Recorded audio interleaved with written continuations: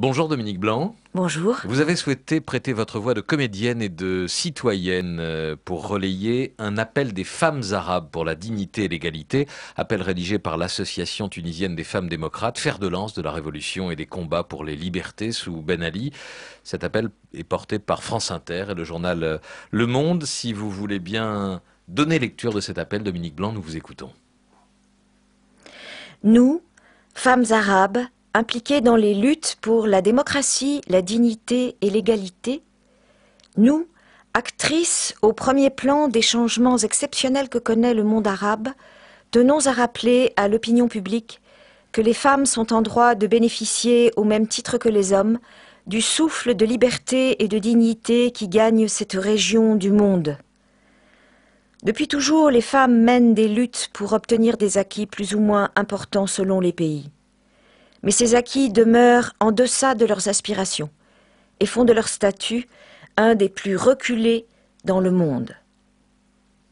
Les violences demeurent répandues tant dans l'espace public que privé, et très peu de mesures sont prises pour mettre fin à ce fléau. Les codes de la famille ne sont dans la plupart des pays arabes que des textes instituant l'exclusion et la discrimination. Les autres lois que sont le code de la nationalité, certains codes civils et les lois pénales ne font que renforcer ces discriminations.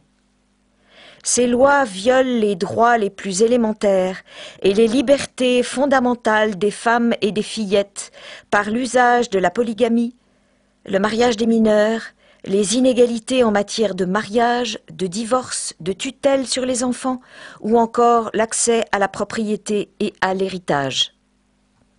Certaines lois permettent même à la parentèle masculine de tuer des femmes et des filles avec le bénéfice de circonstances atténuantes dans le cadre des crimes d'honneur.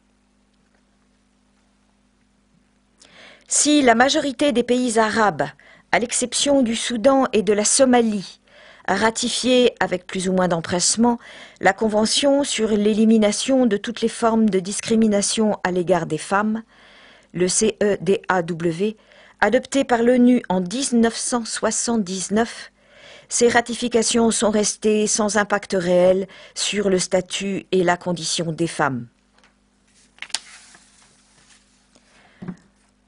Aujourd'hui que le monde arabe est en phase de construction démocratique pour la consolidation de l'état de droit et des droits humains, nous considérons que si l'égalité ne peut se réaliser sans la démocratie, la pleine jouissance de cette démocratie ne peut se réaliser sans une égalité totale entre les hommes et les femmes. C'est pourquoi nous appelons les États, les partis politiques et la société civile dans ces pays à tout faire pour que la dignité des femmes et leur égalité avec les hommes ne soient pas, une fois de plus, sacrifiées au nom de prétendues priorités. Aucune démocratie, en effet, ne peut se construire au détriment de la moitié de la société. Ensemble, nous avons fait notre présent. Ensemble, nous construirons un avenir meilleur.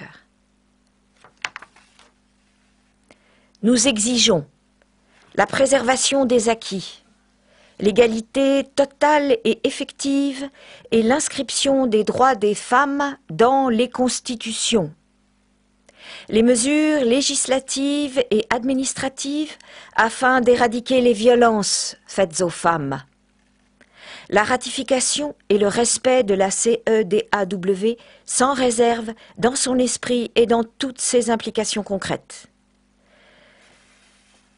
L'adoption de lois qui protègent les femmes des inégalités sociales et économiques, des discriminations, en particulier familiales. Les mesures d'action positive afin d'assurer l'accès des femmes aux postes de décision et à leur pleine participation à la vie politique et associative. La dénonciation des voix qui s'élèvent ici et là pour discriminer les femmes au nom d'une lecture rétrograde des préceptes religieux, ainsi que celle qui voudrait leur interdire une participation pleine et entière à une vie digne et respectueuse des droits humains. Voilà donc cet appel des femmes arabes pour la dignité et l'égalité. Il est lancé aujourd'hui même par 8 femmes arabes. Souher Belhassen, Qui est présidente de la Fédération internationale des droits de l'homme et tunisienne, Boshra Belhadj Hamida, avocate tunisienne, ancienne présidente de l'Association tunisienne des femmes démocrates, Shahinaz Abdel Salam, égyptienne, blogueuse et activiste, Nawal El Sadawi, égyptienne également, elle est psychiatre et c'est une figure du féminisme dans son pays, Tahani Rached, réalisatrice, égyptienne, Samar Yazbek, romancière, syrienne, Asa Kamel Mahour, avocate internationale et membre du Conseil libyen des droits de l'homme, elle est libyenne, Vassila Tamzali. féministe et essayiste, elle est algérienne. Nous recevrons tout à l'heure à 8h20 4 de ses signataires en direct. Dominique Blanc, pourquoi ce texte vous paraît-il important et pourquoi avez-vous souhaité nous en donner lecture ce matin?